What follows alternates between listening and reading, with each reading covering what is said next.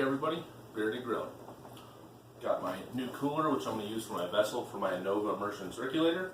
I got the idea for this particular cooler off of Reddit from a guy named Hobby Kit Jr.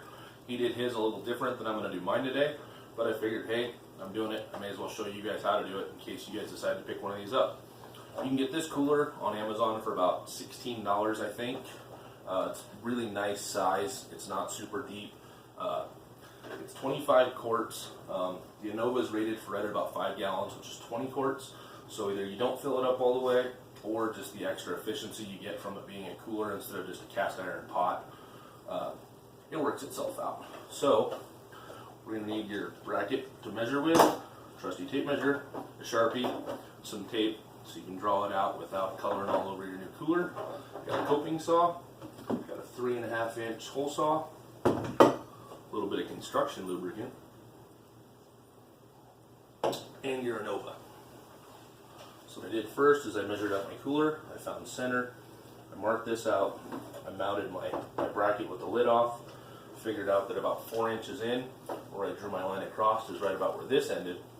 And after a little bit more research, I found out that at least early Anovas, I don't know about the new ones, but if you put them in the cooler and it was completely tight, that they possibly the steam would travel up into the controller and it could mess it up. So I decided I was going to go with a bigger hole saw. That's why I'm doing the 3.5-inch, and I'm going to leave a decent gap around this to make sure that we have a little bit of airflow and I'm not forcing the steam right into the cooker.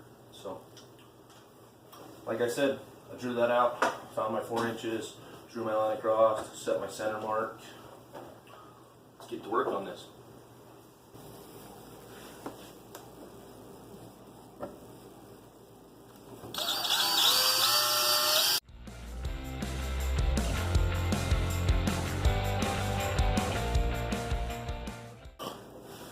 Ta-da! Now you can see we've already got our lines drawn out.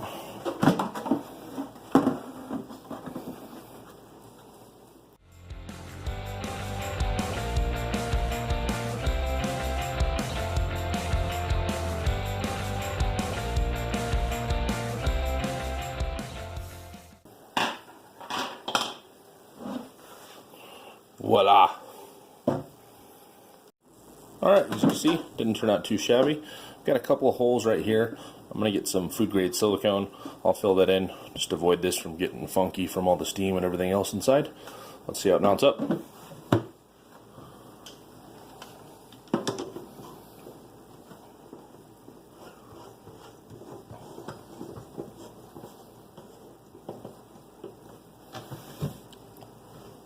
I like that. As you can see, I get my finger almost all the way around in between. Nice 1/2-inch gap on the sides, almost 3/4 on the front. Right there. I think that's going to be plenty to let the moisture escape.